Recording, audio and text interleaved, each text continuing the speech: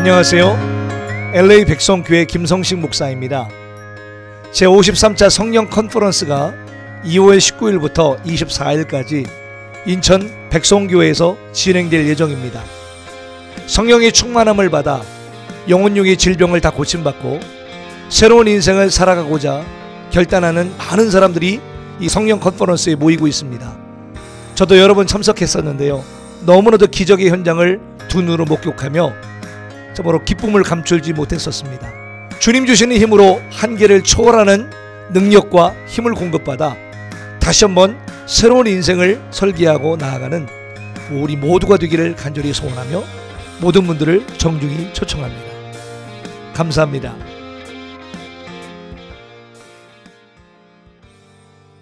오늘 마가복음 4장 30절로 34절 말씀 우리 함께 보면서 조용하고 위대한 천국의 확장이라는 제목으로 함께 은혜를 나누길 원합니다.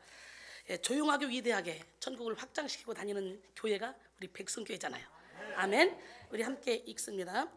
또 이르시되 우리가 하나님 나라를 어떻게 비교하며 또 무슨 비유로 나타낼까? 겨자씨 한 알과 같으니 땅에 심길 때에는 땅 위의 모든 씨보다 작은 것이로되 심긴 후에는 자라서 모든 풀보다 커지며 큰 가지를 내나니 공중의 새들이 그 그늘에 깃들일 만큼 되느니라. 예수께서 이러한 많은 비유로 그들이 알아들을 수 있는 대로 말씀을 가르치시되 비유가 아니면 말씀하지 아니하시고 다만 혼자 계실 때에 그 제자들에게 모든 것을 해석하시더라. 아멘. 나는 오늘 이 시간에 여러분 모두가 다 겨자씨 한 알 같은 사람이라 할지라도 그루터기가 되는 역사가 바로 이번 예배를 통해 일어날 줄로 믿습니다. 막 행복하지 않아요?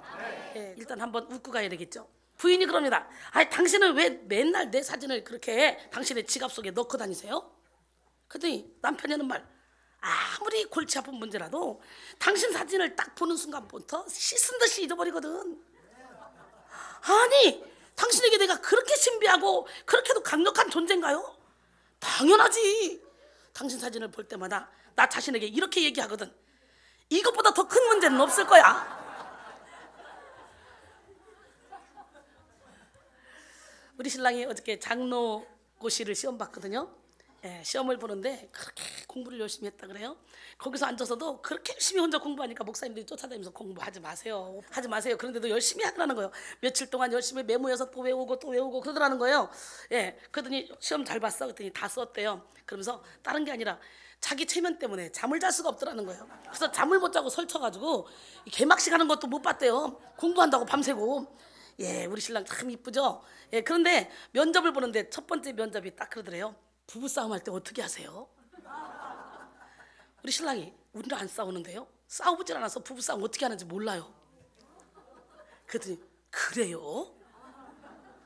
두 번째 질문, 아내가 이렇게 사역하면 힘드실 텐데 어떠세요? 아이고 저는 20년 전부터요 우리 아내가 복음 가수 할 때부터 앰프 가지고 다니면서 운전해주고 다녔습니다.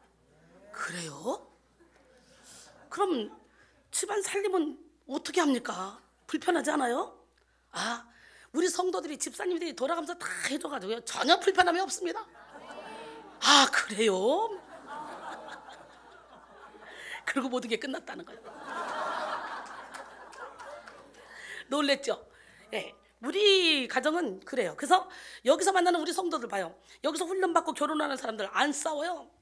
절대로 안 싸워요. 싸울 일이 뭐가 있습니까? 우리의 싸움은 혈과 육을 상대하는 것이 아니고 공중곳에 잡은 악한 영들과 상대하는 거고, 그리고 그 사람 배후의 역사는 어둠의 영과 싸워야지 사람과 싸울 이유가 없어요. 우리는 시시때때로 막 사람과 싸우고 피 터지게 싸우고 막 그냥 네가 죽네 내가 죽네 막 그러면서 자존심을 부리는데, 자존심은 영국 격언에 악마의 화원에 피는 꽃이래요.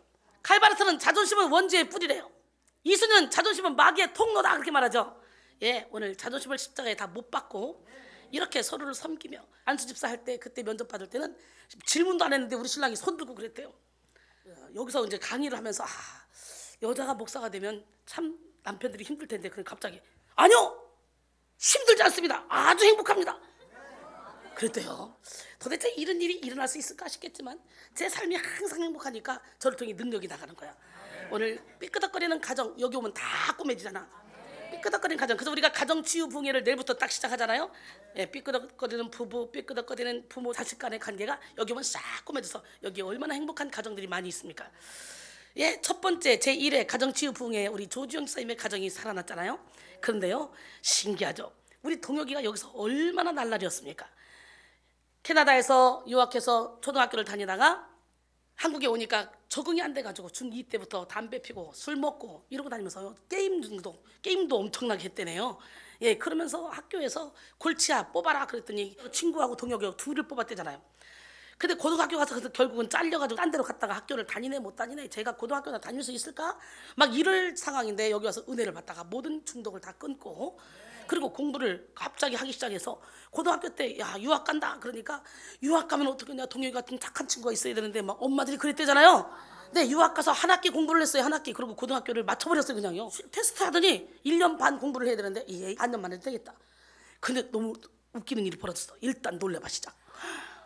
얘가요 거기 가서, 한국은 고등학교 때 그냥 열심히 공부시키지만 거기는 오후 1시나 2시, 3시에 수업이 다 끝난대. 알바를 뛰어 맥도날드 가서 거기서 한 달에 1,000불 이상을 벌어. 그러면서 또 애들을 소개시켜줘가지고 거기서 또 인기가 있어요. 맥도날드에서. 언어도 안 통할 것 같지만 초등학교 다닐 때 캐나다에서 했던 공부 때문에 언어도 금방 뚫려가지고, 그러더니 제가 미국에 가 있는 동안에 교육청에서 전화가 온 거야. 신동혁 상 준다고. 무슨 상이냐 그랬더니 성적우수상이라고. 어떤 성적우수상이냐 그랬더니 두루두루 전체를. 뭔 일이야. 학교에서 전화 온 것이 아니고 교육청에서. 독일 루터교회의 저명한 신학자이자 스펄전 이후에 가장 위대한 설교자로 꼽히는 헬무트 틸리케는 훌륭해 보이고 위대해 보이는 모든 것은 허무한 끝을 맞이한다. 영원히 존재하는 것은 모두 현미경적인 아주 작은 것에서, 그리고 극히 은밀하게 거의 들리지 않을 정도의 말씀에서 시작된다라고 말했습니다. 눈에 보기에 화려하고 거대한 것들은 결국 다 사라지게 돼 있어요. 10m 높이까지 크고 웅장한 그런 금신상을 세웠던 바벨론의 위용도, 모든 길은 로마로 통한다 외치며 팍스 로마나 시대를 열었던 그런 로마의 시대도 모두 다 사라졌습니다. 영원할 것만 같은 세상의 부귀명의 권세는 사실 얼마 가지 않아서 그 빛을 잃고 퇴색해버리고 말았죠. 전서 1장 2절로 4절 전도자가 이르되 헛되고 헛되며 헛되고 헛되니 모든 것이 헛되더라. 해 아래서 수고하는 모든 수고가 사람에게 무엇이 유익한가. 한 세대는 가고 한 세대는 오되 땅은 영원히 있도다 그랬어요. 우리는 헛되고 헛된 육신의 정욕, 안목의 정욕, 이생의 자랑을 쫓아가지 말고 영원한 세계를 향해서 달려가야 될 줄 믿습니다. 진짜 나는 내 겉사람이 아니에요. 내 속사람이에요. 이 시간 속사람을 새롭게 하는 지혜로운 성도가 되기를 원합니다. 고린도서 4장 16절로 18절 보니까 그러므로 우리가 낙심하지 아니하노니 우리의 겉사람은 나가지나 우리의 속사람은 날로 새로워지도다. 우리가 잠시 받는 환난에 경한 것이 지극히 크고 영원한 영광에 중한 것을 우리에게 이루게 하미니 우리가 주목하는 것은 보이는 것이 아니오 보이지 않는 것이니 보이는 것은 잠깐이요 보이지 않는 것은 영원함이로다 그랬어요. 할렐루야. 그러게 여러분, 육신의 장막집이 무너지면 손으로 짓지 않은 영원한 집으로 가는 것은 내 속사람이에요. 내 영혼을 살찌우는 시간이 되기로 합니다.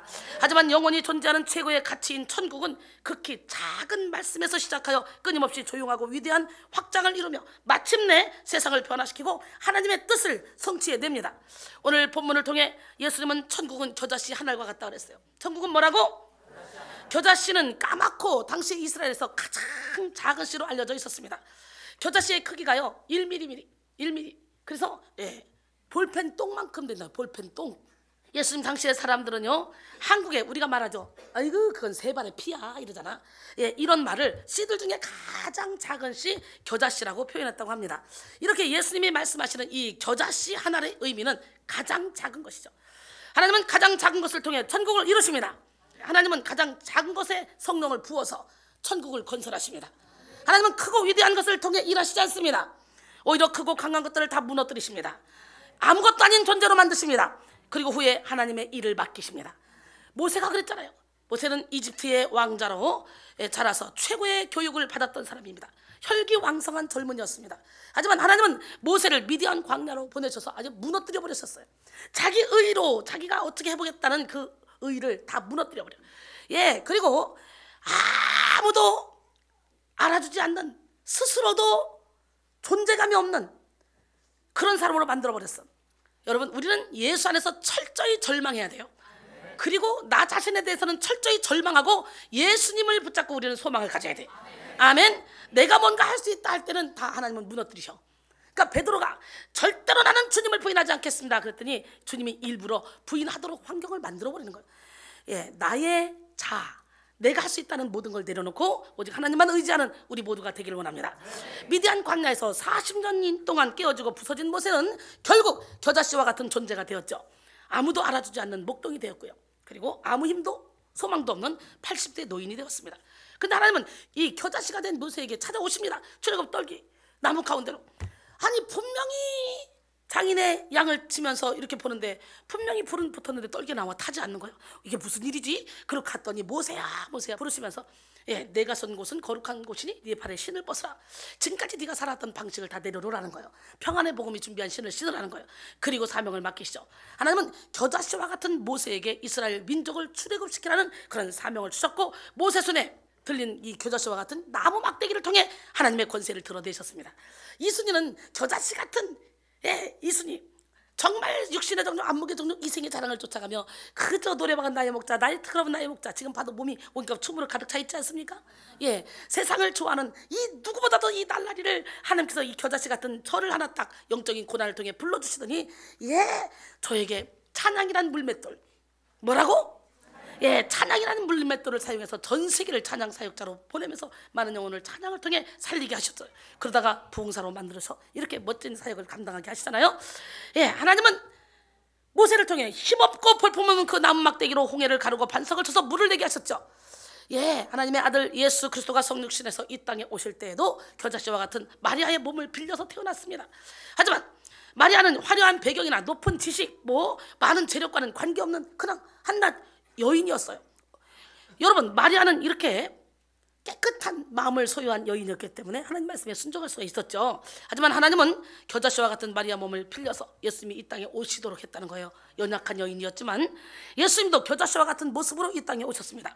베들레헴의 마곡간에 태어나셔서 태어나자마자 그 연약한 아기의 모습으로 차디찬 말구 위에 누이셨어요. 그리고 천대받는 나사렛 출신으로 목수의 아들로 자라면서 그 어떤 흠모할 만한 그 어떤 것도 없었다고 이사야 53장 2절로 3절을 말씀하시죠. 그는 주 앞에서 자라나기를 연한 순 같고 마른 땅에서 나온 뿌리 같아서 고운 모양도 없고 풍채도 없은즉 우리가 보기에 흠모할 만한 아름다운 것이 없도다. 그는 멸시를 받아 사람들에게 버림받았으며 간고를 많이 겪었으며 질고를 아는 자라 마치 사람들이 그에게서 얼굴을 가린 것 같이 멸시를 당하였고 우리도 그를 귀히 여기지 아니하였도다 그랬어요. 하지만 하나님은 겨자씨의 모습으로 나타난 예수님을 통해 완전한 치유, 완전한 변화, 완전한 축복의 문을 여셨습니다. 이사야 53장 5절로 6절. 그가 찔림은 우리의 허물 때문이요 그가 상함은 우리의 죄악 때문이라. 그가 징계를 받음으로 우리는 평안을 누리고 그가 채찍에 맞음으로 우리는 나음을 받았도다. 우린 다 양같아서 그릇 행하여 각기 제 길로 갔거늘 여호와께서는 우리 모두의 죄악을 그에게 담당시키셨도다 그랬어요. 예수님은 겨자씨와 같은 사람들을 부르셨습니다. 여러분 마가복음 1장 16절로 20절까지 보니까 갈릴리 해변으로 지나가시다가 시몬과 그 형제 안드레가 바다에 그물 던지는 것을 보시니 그들은 어부라. 예수께서 이르시되 나를 따라오라. 내가 너희로 사람을 낚는 어부가 되게 하리라 하시니 곧 그물을 버려두고 떠나니라. 좀 더 가시다가 세베대의 아들 야고보와 그 형제 요한을 보시니 그들도 배에서 그물을 깁는데 곧 부르시니 그 아버지 세베대를 품꾼들과 함께 버려두고 예수를 따라가니라. 그리고 세리를 부르시고 할렐루야. 여러분 예수님의 제자 중에 유력한 관원도 큰 부자도 없었습니다. 학식이 뛰어난 바리새인이나 랍비도 없었습니다. 예수님은 낮고 천한 어부 별시받는 세리와 같은 그런 겨자씨 같은 사람들을 부르셔서 제자로 삼으셨고 그들을 통해 십자가의 복음을 증거하게 하셨습니다. 할렐루야. 여러분 오늘 시간에 십자가로 깨지고 부서지고 무너집시다. 그럴 때 하나님은 우리를 도구로 사용하십니다. 고린도전서 1장 18절로 25절까지 보니까 십자가의 도가 멸망한 자들은 미련한 것이요 구원을 받는 우리에게는 하나님의 능력이라. 아멘. 기록된 바 내가 지혜 있는 자들의 지혜를 멸하고 총명한 자들의 총명을 폐하리라 하였으니 지혜 있는 자가 어디 있느냐? 선비가 어디 있느냐? 이 세대의 변론가가 어디 있느냐? 하나님께서 이 세상의 지혜를 미련하게 하신 것이 아니냐? 하나님의 지혜에 있어서는 이 세상이 자기 지혜로 하나님을 알지 못하므로 하나님께서 전도에 미련한 것으로 믿는 자들을 구원하시기를 기뻐하셨도다. 유대인은 표적을 구하고 헬라인은 지혜를 찾으나 우리는 십자가에 못 박힌 그리스도를 전하니 유대인들에게는 거리끼는 것이요 이방인들에게는 미련한 것이로되 오직 부르심을 받은 자들에게는 유대인이나 헬라인이나 그리스도는 하나님의 능력이요 하나님의 지혜니라. 그리스도는 뭐라고요? 하나님의 능력이요 하나님의 지혜. 예, 하나님의 어리석음이 사람보다 지혜롭고 하나님의 약하심이 사람보다 강하니라 그랬어요. 할렐루야. 골로새 2장 3절에 보니까 그 안에는 지혜와 지식이 충만하게 있다는 거예요. 나는 오늘 이 시간에 여러분 예수 안에 있는 지혜와 지식, 모든 능력을 다 소유하시기 위해서 예수님을 여러분의 영혼의 왕좌의 주인으로 모시길 원합니다. 예수님 주변에 몰려든 사람들도 겨자씨와 같은 사람들이었습니다. 그들은 어떤 뜻있는 사람이나 지식인들이 아니었어요. 예수님은 죄인과 세리의 친구라고 불렀던 만큼 그들은 대부분 이런 부류에 속했어요. 상한 갈 때도 꺾지 않으시고 꺼져가는 심지도 끄지 않으신 하나님, 그 하나님은 이렇게 연약한 저와 여러분을 부르셔서 여러분에게 기름을 부어서 여러분을 쓰시기를 원하십니다. 그래서 우리 교회는 전교인 사역자와 전교인 선교사와 전교인 능력자와 어느 순간에요, LA도 보니까 아스타 대학원 출신 2명, 저를 통해 만나서 대학원 들어가서 공부해서 하나는 졸업했고 하나는 한 학기 남았고 MDB, 그리고 또 성결대학교가 거기 있어요. 거기 또 4학년짜리가 하나 있어요. 이번에 수석했다 그래요. 지금 아스타 대학원에 한 학기 남은 그 우리 전도사는 스튜어디스에다가 아나운서 출신이잖아. 근데 이 양반이 거기서 지금 총학생회장을 하고 있잖아요. 그래가지고 전도사가 3명이야. 김성식 목사님 아주 빵빵하게 목회 다시 시작합니다. 멋지게. 엘리트들이 많이 있어요. 하나님 열면 다를 자가 없습니다. 우리는 2당 몇만 명짜리야. 그냥 비리비리한 성도가 아니야. 그냥 부르면 날아갈 성도들 진짜 많습니다. 쭉정이 수도 없이 많아도 필요 없어요. 아주 그냥 사회바다처럼 막 사장시켜서 그냥 넌 여기서 기도만 해, 여기서 기도만 해, 기도만 해, 그거 아니에요. 우리 하나님은요, 병든 자를 다 불러다가 그들을 고쳐서 다시 그들을 내보내라고 그랬어요. 너희가 성령을 받으면 권능을 얻고 예루살렘과 온 유대와 사마리아와 땅끝까지 이르러 내 증인 되리라. 그래서 저는 이렇게 여러분들을 보면서 신학 공부할 만한 사람은 신학 공부시키고 간증시킬 사람은 시키고 모두 다 나름대로 그래서 남들은 목사님 안 되겠다고 다 그러는데 여기서는 너도 나도 할 곳이 다 그냥 자기들 일 다 자기들 전공이 있는데 다 내려놓고 되는 목사가 되겠다고 달라붙는 곳이야. 저는요, 세상에 트럼프 대통령이 바꾸자고 난 안 바꿔. 절대로 안 바꿔요. 바꾸자고도 않겠지만 나도 안 바꿔. 나는 어떤 교회 몇십만 명 있는 교회에서 나를 담임 목사라고 하라? NO! 우리 교회 한 분 한 분이 1000명, 10,000명, 10만 명이야. 안 바꿔, 절대로 안 바꿔. 나는 이런 마음으로 항상 기뻐하며 쉬지 말고 기도하며 범사에 감사하며 이 미치듯이 삽니다. 예수 안에 미쳐봐요. 이렇게 행복할 수가 없어요. 제가 20년 전이나 지금이나 설교할 때 다 들어봐요. 항상 나는 행복하다. 나보다 더 행복한 사람 있으면 나와봐라. 그랬더니 요즘에 김성진 목사님이 미쳤더라고요. 완전히 미쳤어요. 그래가지고 목사님, 내가 없어졌어요. 나는요 그냥 1년 계획, 2년 계획, 5년 계획, 10년 계획 착착착 정해놓고 순서대로 가는 사람이에요. 그런데 어느 순간에 나의 틀이 하나도 없어지고 나의 계획도 하나도 없어지고 그냥 목사님이 밤이 새벽 3시든 4시든 어디 가자, 뭐 세코야 가자, 뭐 그래도 그냥 가자, 잠길에서 이러고 나와. 전혀 자기라는 존재가 없어졌대. 그런데요, 너무너무 행복하다는 거예요. 이런 행복한 세계가 또 있냐는 거예요. 그래서 우리는 이렇게 행복하게 사역을 하고 있습니다. 멋지게 하나님은 살아계셔요. 난 여러분 모두가 다 하나님의 능력이 하나님의 지혜, 이 십자가를 의지하기를 원합니다. 예수님의 주변에 몰려든 사람들도요, 겨자씨 같은 사람들이었어요. 그들은 어떤 뜻 있는 사람이나 지식인들이 아니었다는 거예요. 예수님은 죄인과 세리의 친구라고 불렀을 만큼 그들은 대부분 이런 부류에 속했다는 거지. 여러분 걱정하지 마세요. 상한 갈 때도 꺼져가는 심지도 끄지 않는 하나님은요, 여러분 한 사람 한 사람에게 사명을 주시고 여러분이 오케이 그 순종하고 따라가기만 하면 여러분을 멋지게 작품으로 쓰십니다. 우리 교회는 꼭 목사 안수 받아야 여기 강단에 쓸 수 있다, 그런 틀 없어요. 왜? 만인 제사장 우리 모두가 다 성령의 능력을 받아서 권세를 가지면 하나님께서 우리를 사용하셔. 제가 평신도로 전 세계를 다니며 복음을 전하고 부흥회를 다니면서 우리나라 최고 부흥사 신형균 목사님이 제게 능력 반지를 껴주면서 나는 이 세상에 부러운 사람 하나도 없지만 나는 이 목사가 부럽다. 난 그때 평신도였습니다. 그런데도 불구하고 나를 목사로 불렀어요. 근데 결국 목사가 되잖아요. 내가 평신도로 이런 능력을 행하고 다니니까 일부러 선교사 자격증을 주시면서 민족복음화운동 보면서 저를 전 세계로 쫙 펼쳐 나갈 수 있도록 길을 열어줬잖아요. 여러분, 예수님은 이렇게 죄인과 세리의 친구라고 불렸을 만큼 대부분 그런 부류에 속했을 거예요. 예수님의 제자들은 그만큼 나는 여러분 모두가 다 나는 연약해, 나는 부족해, 아니야. 그래서 제가 이번에 LA에서 그런 말을 했어요. 김성식 목사님은 이제 저와 함께 전 세계 700개 성전을 세우러 다녀야 된다.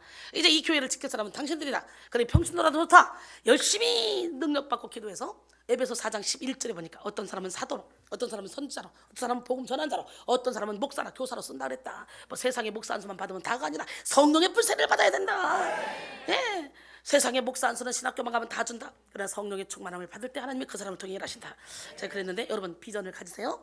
예, 우리 모두 땅끝까지 달려갑시다. 예, 우리 교회는 흩어버리는 교회예요. 예, 난 절대로 막 사장시켜서 막 몇천 명, 몇만 명 절대로 안 합니다. 몇백 명 되면 다 흩어서 다 사역자로 내보내고, 할렐루야. 제자들에게 다. 예, 세상에 성도 이름도 모르는 교회가 무슨 뭐 교회입니까? 그게 그잖아요. 삭개오나 마태와 같은 세리들은 민족 반역자들입니다. 혈루병 앓은 여인, 문둥병자, 소경, 손 마른 사람들, 저주받은 운명의 사람들이죠. 백부장, 수르보니게 여인처럼 이방인들도 있었습니다. 귀신 들린 자들 또한 많았죠. 7 귀신 들렸던 그런 여자도 있었고 군대 귀신 들린 자도 있었습니다.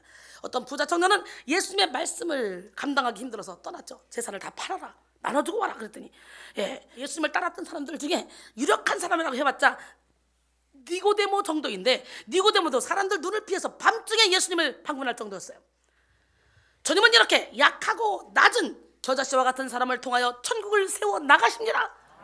우리 교회가 그런 교회 아닙니까?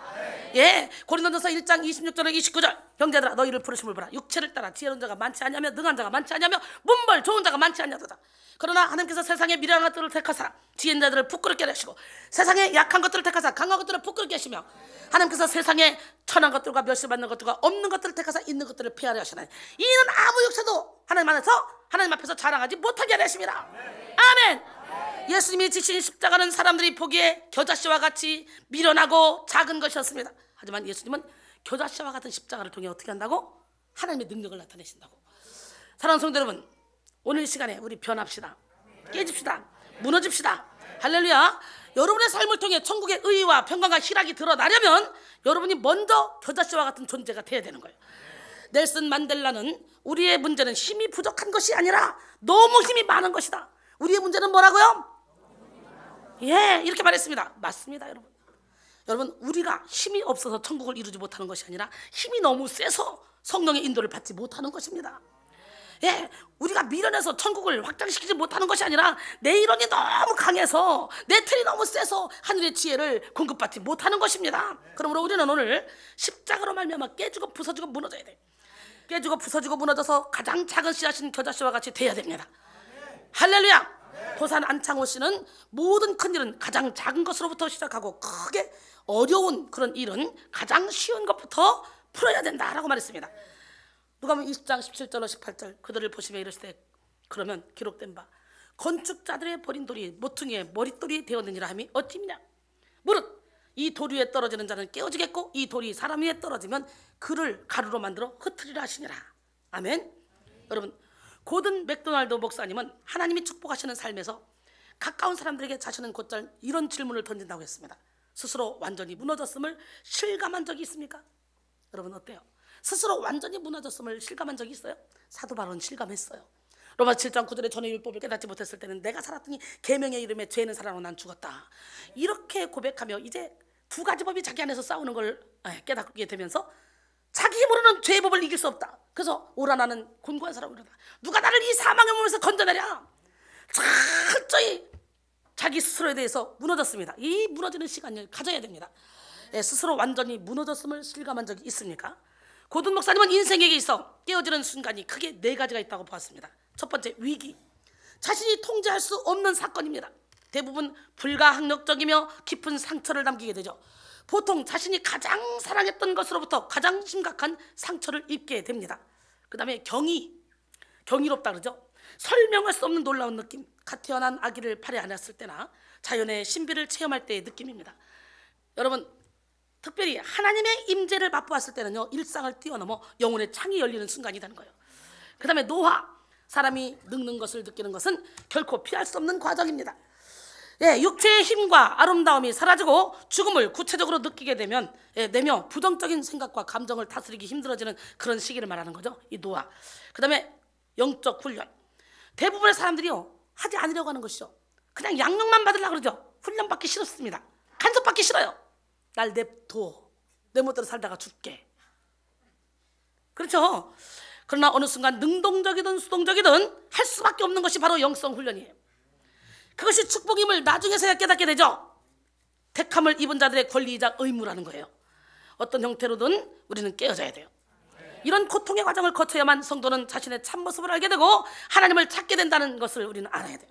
깨어지는 것이 고달픈 탄식으로 끝나거나 절망과 철저한 고독 후에 하나님과의 만남이 없다면 그것이야말로 참말로 크나큰 불행이 아닐 수가 없죠. 자기 깨어짐은 신앙의 출발점입니다. 우리 죽읍시다. 예. 에레미야 4장 4절에 보니까 유다인과 예루살렘 주민들아, 너희는 스스로 할 일을 행하여 너희 마음 가죽을 베고 나 여호와께 속하라. 그리하지 아니하면 너희 악행으로 말미암아 나의 분노가 불같이 일어나 사르리니 그것을 끌 자가 없으리라. 천국을 이루는 겨자씨가 되기 위해 우리는 깨지고 부서져야 됩니다. 내면 안에 역사하는 죄악의 세력이 깨지고 자기 생각이 무너지며 옛 구습이 박살나야 됩니다. 세상을 사랑하는 마음이 깨어져야 되고 외식과 가식이 벗겨져야 되고 가면을 벗어야 됩니다. 우리는 바위같이 거대했던 자아가 무너져서 겨자씨와 같이 작아질 때, 그때 비로소 겨자씨처럼 역사하는 하나님의 말씀이 들리게 된다는 사실을 알아야 돼요. 깨어지고 무너진 심령은 옥토밭이 되어 말씀의 씨앗을 받고 30배, 60배, 100배 결실을 맺게 됩니다. 할렐루야. 길가에 뿌려진 씨앗은 어떻게 돼요? 마귀가 가서 그들이 믿고 구원을 받지 못하게 하려고 말씀을 그 마음에서 빼앗아버립니다. 바위 위에 떨어지면 어떻게 돼요? 기쁨으로 받지만 뿌리가 없으니까 잠깐 시련을 견디다가 결국은 하나님을 배반하게 되겠죠. 가시떨기에 떨어졌다. 이것은 말씀을 들은 자이나 친애는 중에 이생의 염려, 걱정, 근심, 재물과 향락의 기운이 막혀서 온전히 결실하지 못하는 자. 그러나 옥토밭에 떨어지면 100배, 최하 30배, 100배, 60배, 30배 결실을 맺어요. 나는 이 세상에서 나보다 더 행복한 사람이 있을까? 여러분이 봐도 그렇게 생각이 되죠? 저만 봐도 사람들이 갑자기 막 속에서 이 좋은 기운이 와서 막 행복해진다 그래요. 마음의 즐거움은요, 양락입니다. 겨자씨를 통해 이루어지는 천국은 결코 요란하거나 시끌벅적하지 않습니다. 겨자씨를 통해 확장되는 천국은 조용하지만 위대한 움직임으로 나아갑니다. 겨자씨 안에 겸손이 있고 겨자씨 안에 낮아짐이 있으며 겨자씨 안에 순종이 있기 때문이에요. 예수님 당시에 이스라엘 사람들은 메시아가 오셔서 하루아침에 요란한 소리를 내면서 이 세상 나라를 무너뜨리고 이스라엘이 세상을 제패하는 강대국으로 세워질 것을 기대했습니다. 하지만 예수님은 겨자씨처럼 조용하고 위대하게 움직이셨어요. 예수님 결코 급하게 서두르지 않았어요. 차분하게 십자가의 길을 걸어가셨습니다. 예수님은 하나님의 속도에 맞추어 비천한 제자들의 마음에 겨자씨와 같은 말씀을 심으셨고, 그리고 그들에게 성령을 보내서 세계로 뻗어나가게 하셨어요. 꼭 제가 예수님 사역을 하고 있는 것 같지 않아요? 우리 교회는 제가 사실은 유명한 사람이었잖아요. 굉장히 바빠 여러분이 저를 볼 수 없는 사람이었어요. 하나님께서 평신도 집사를 미국의 6개월 부흥사로, 한국의 지방 경상도 지역을, 그래서 국민일보의 5당 강의에 제 스케줄이 1년씩 딱딱 나고 굉장히 바쁘게 사역했는데, 하나님께서 어느 날 기도원의 700용사 음성이 3번 연거푸 들려. 하나님, 기도원의 300용사지 무슨 700용사입니까? 그랬더니 기도원의 300용사 같이 용맹한 자, 두려워하지 않는 자, 떨지 않는 자, 이런 사람은 700명을 모집해서 전 세계 700개 성전을 세우고 체육관 집회를 통해 물이 바다덮음같이 여호와의 영광으로 다 덮어라. 네가 알다시피 교회는 많고 성도들도 많고 목사들도 많지만 참종, 참교회에 내가 일할 수 있는 교회가 많지가 않다. 난 너를 통해 참종을 만들려고 한다. 그래서 저는 그때부터 제자 양성에 장학금을 준 게 얼마인지 도대체 모르겠어요. 돈만 생기면 다 장학금으로 그 제자 양성에 애쓰다 보니까 어느 순간에 저희 제자들이 목사가 착착착 나오잖아. 그러니까 이제 사람 성전도 세우지만 이제 건물 성전 세워라. 그래서 시작한 게 이거 성전을 사고 바로 1년 만에 저 보령에 또 10,000평짜리를 산 거 아닙니까? 우리 하나님 참 멋쟁입니다.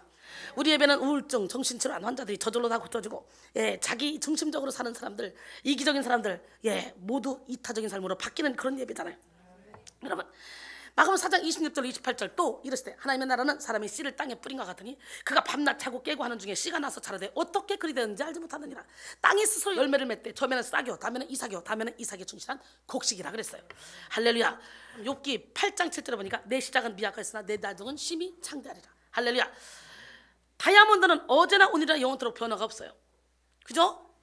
여러분, 그러나 겨자씨는 변합니다. 어제는 작은 것이었을지 몰라도 다 큰 후에는 3m에 이르는 그런 큰 나무가 됩니다. 그것이 더 번식하게 되면 온 들판을 지나 나물밭으로 다 만들어버린다 그래요. 이것이 바로 생명의 힘이죠. 우리 교회 성도가 모두가 다 이렇게 장성한 겨자씨 나무같이 온 세상을 덮어야 될 쯤 했습니다. 어느 순간에 말도 한마디 못했던 사람들이 막 설교를 거창하게 하고 전혀 찬양도 못했더니 막 찬양을 막 차려야 되고, 너무너무 기적 같잖아 우리 성도들이. 여러분, 겨자씨만한 그런 작은 재능과 달란트가 있다 할지라도 걱정 없어요. 주님께 떼어 드려보려. 아멘. 예수는 믿음으로 겨자씨 안에 있는 겨자나무를 보셨습니다. 뿐만 아니라 겨자씨를 보시면서 겨자씨 한 알이 땅에 심겨져 그것이 자라서 큰 나무가 되고, 그 나무에 새가 깃들고 둥지를 틀면 거기서 새들이 노래하는 소리가 울려 퍼질 거라는 거죠. 지난 2005년 이스라엘의 루이스 보리 국립의학연구소는 마시다 요새에서 대추야자 씨앗을 발굴했습니다. 방사성 측정 결과 대략 2000년 전의 씨앗이라는 거예요. 이 연구소는요, 이 씨앗을 심어서 발화를 시키는데 성공했습니다. 놀래야지. 2000년 전 이 씨앗은 키가 121cm까지 자랐는데 그 애칭을요, 장수했다는 의미로 무드셀라로 지어줬다 그래요. 이순이 무드셀라 할까? 네. 씨앗이 2000년 후에도 발화할 수 있었던 것은 그 안에 생명력이 있었기 때문이죠. 우리는 하나님의 생명을 받은 사람들입니다. 우리 안에는 하나님의 씨가 있고 하나님의 생명이 있습니다. 예, 요한일서 3장 9절에 보니까 하나님께로부터 난 자마다 죄를 짓지 아니하나니 이는 하나님의 씨가 그 속에 거하며 그도 범죄하지 못하는 것은 하나님께로부터 났음이라 그랬어요. 겨자씨의 처음은 작지만 그 마지막은 백향목과 같은 거목이 됩니다. 하나님은 우리 안에 있는 겨자씨에 복을 주심으로 위대한 천국을 확장시켜 주시기를 원하십니다. 믿으십니까? 예, 겨자씨는 자기만 성장하는 것이 아니라 다 자란 그런 겨자나무의 가지에 새들이 깃들입니다. 이는 다른 사람에게 미치는 혜택을 말하는 거죠.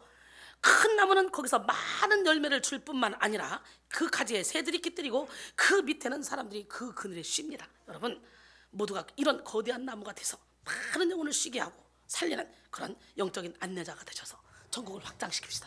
제가 그렇게 살고 있지 않습니까? 이사야 60장 22절에 보니까 그 작은 자가 1000명을 이루겠고 그 약한 자가 강국을 이룰 것이라. 때가 되면 나 여호와가 속히 이루리라. 아멘.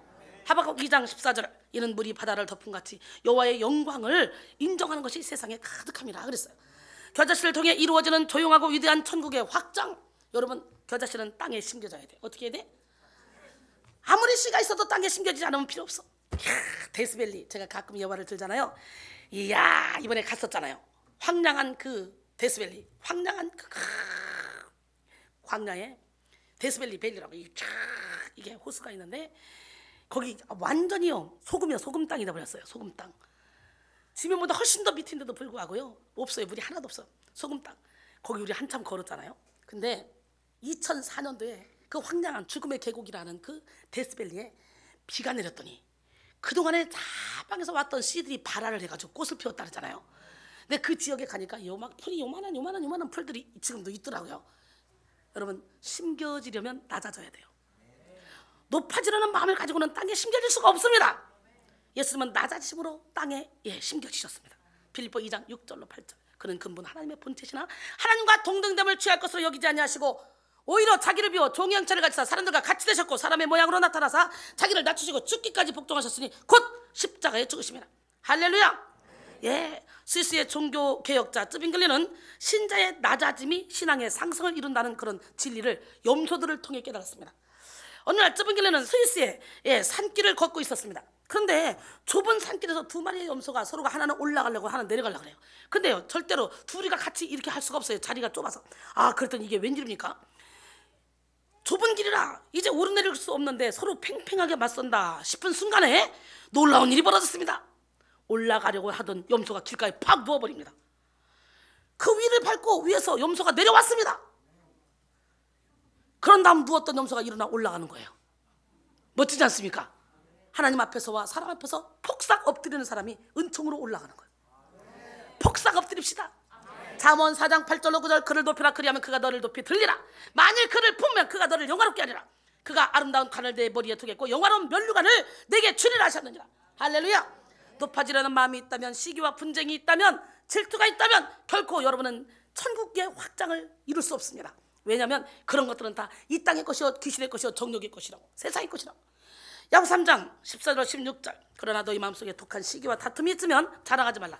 진리를 거슬러 거짓말하지 말라. 이러한 지혜는 위로부터 내려온 것이 아니요 땅 위의 것이요 정욕의 것이요 귀신의 것이니 시기와 다툼이 있는 곳에는 모든 혼란과 모든 악한 일이 있음이라 그랬어요.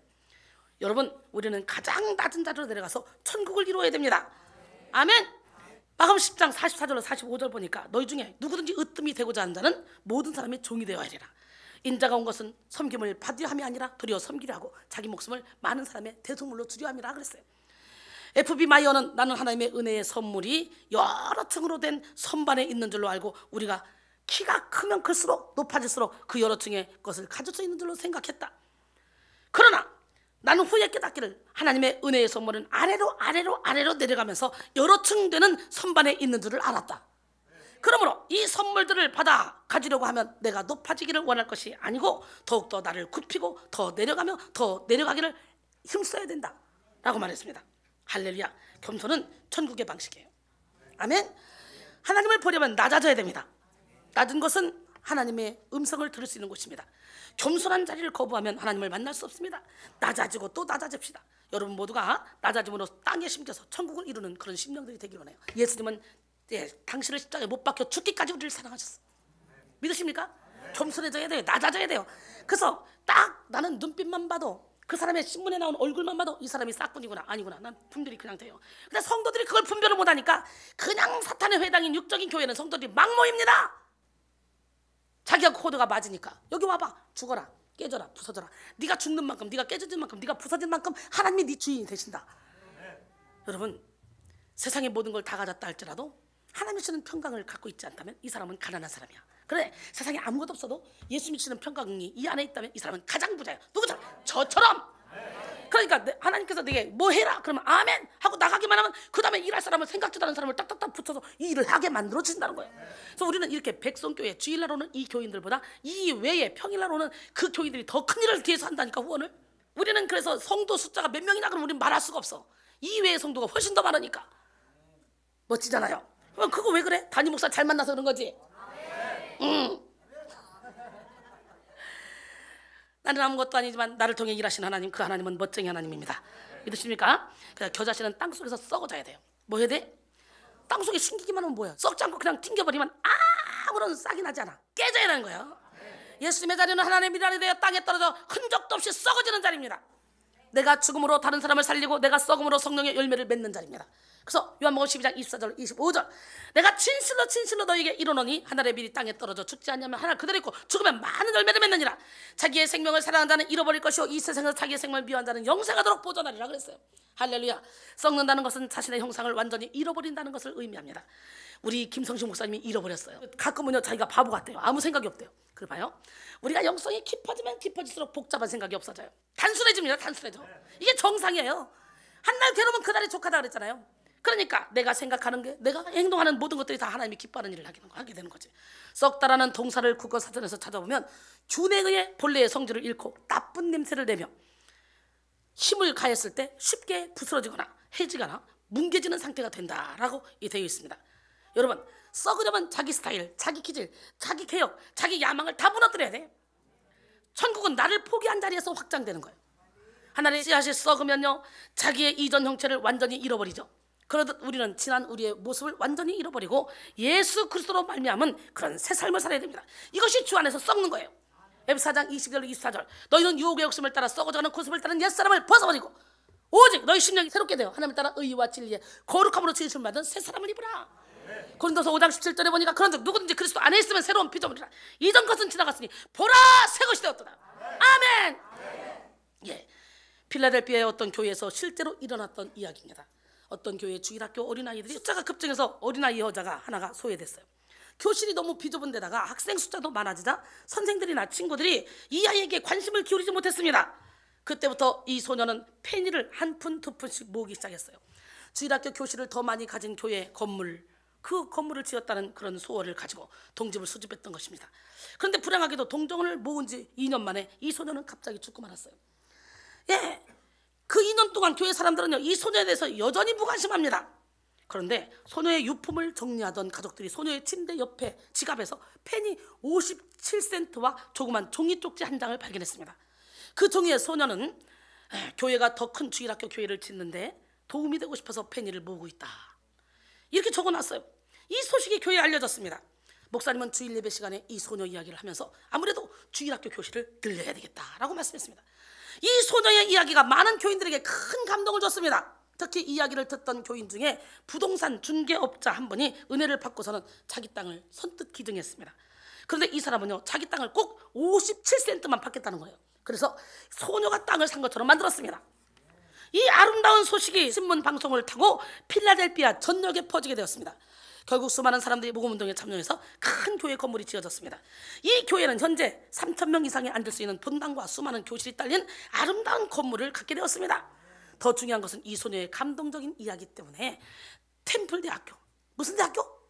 템플대학교 그리고 선한 사마리아 병원이 생겨났다는 사실이에요. 할렐루야. 지금도 이 템플대학교의 한 방의 벽에는 57페니를 모은 소녀의 사진이 걸려 있다고 합니다. 감동이지 않습니까? 여러분, 결론적으로 사랑하는 성도 여러분, 천국은 큰 것에 있지 않습니다. 하나님 나라는 지극히 작은 것에서부터 소리 없이 시작됩니다. 여러분에게 있는 작은 것을 소리 여기지 마십시오. 천국에서는 작은 것이 결코 작지 않습니다. 혹 여러분이 너무 크고 비대해서 천국을 이루지 못하고 있지는 않은지 돌아보시고 십자가를 의지함으로 겨자씨처럼 부서져서 작아져서 하나님 앞에 멋지게 쓰임받기를 원합니다.